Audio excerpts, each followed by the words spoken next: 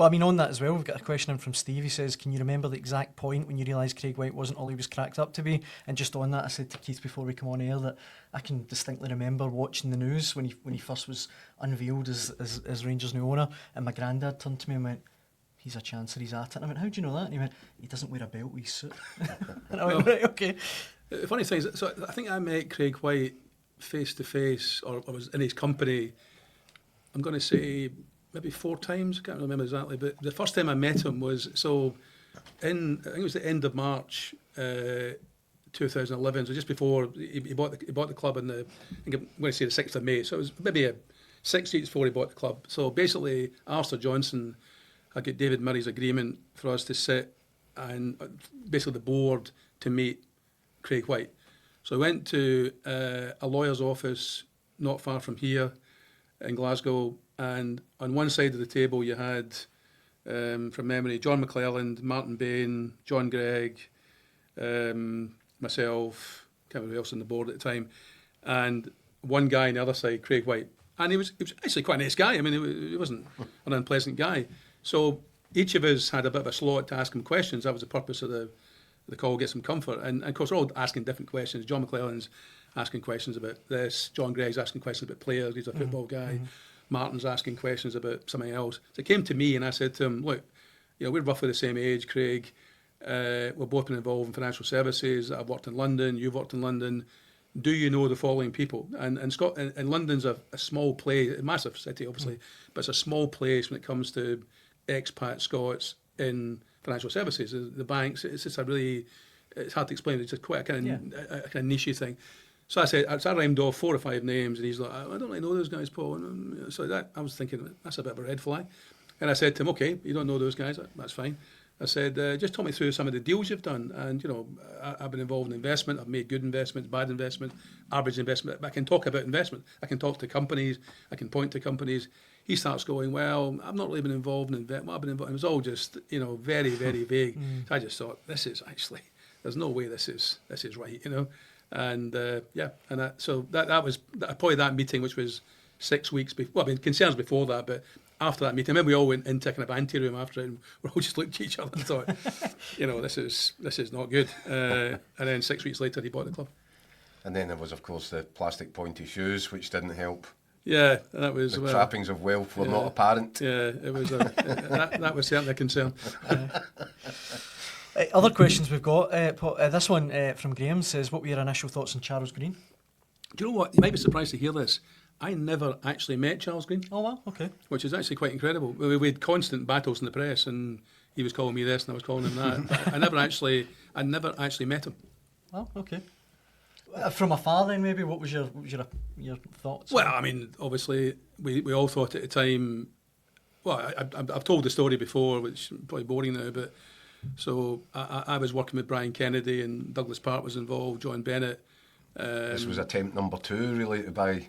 Well, it was, this is when the club went into administration, and you've obviously heard of Duff and Phelps, so they were running the process.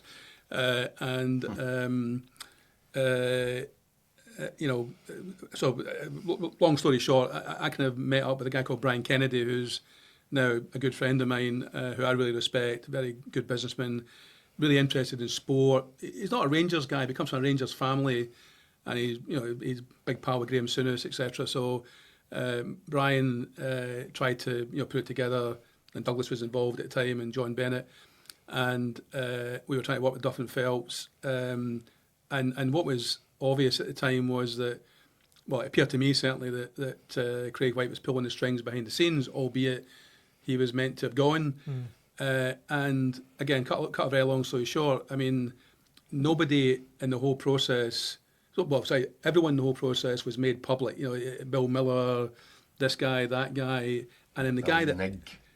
Bill Nigg, a selection of guys, and then the guy who bought the club or bought the assets, who appeared at the last minute, who was never publicly, mentioned, was Charles Green. So literally, the night before, again, I think bizarrely, it might have even been the same day. It was 6th of May, a year later.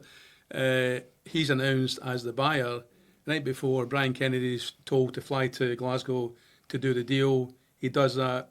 Brian Kennedy's in New York and he gets his private jet fueled up. That's right. Well, even before that, so no, I don't want to get into, this is obviously history, so I'd like to talk about the future, but just very briefly, because it is quite a, there's so many stories you could tell about that time. So basically what happened is that the week before Charles Green bought the club, Brian Kennedy phoned me up and said, I'm going to fly to Inverness to Craig's castle, and I'm going to meet Craig and I'm going to try and do this deal.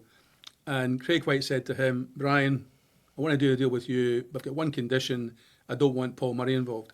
And Brian said to me, what do you think? I said, well, obviously, if that's the only condition, do the deal. I'm happy to step aside because I believe in you, Brian, and that's more important than this.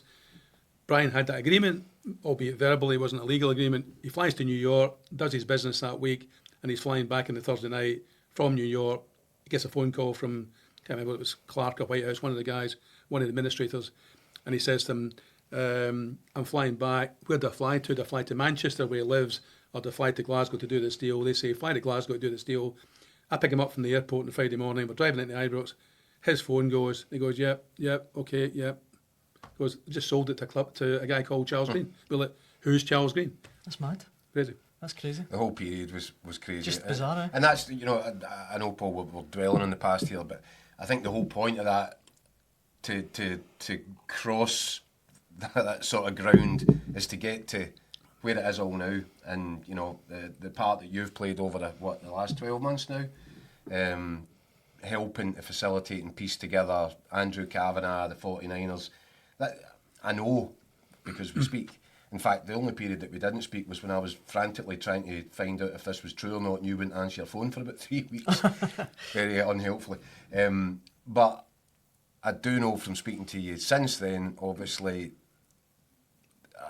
an amount of pride, satisfaction, excitement about where the club is now and what the future might hold under these guys, and you got to know them. And there were several fans as well, I should say, asking, just as a Rangers fan, how excited are you for the future? Oh, hugely excited. I mean, as I said before, I do think there should be a bit of a pause. Not to go back to the past, but a bit of a pause, and I think recognition for the guys that I've mentioned who did a lot of the hard yards.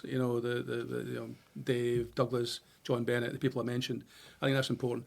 In terms of the future, yeah. I mean, look, I've been involved in football enough on the business side and the club side to know, there's no guarantees. I mean, football is a classic example of, you can be the brightest businessman in the world, and you just need a bad deflection and a bad injury or a bad transfer. It's a difficult business. That's why, sport tends to go in cycles, because you get the rub of the green for a while, and then and then you don't. So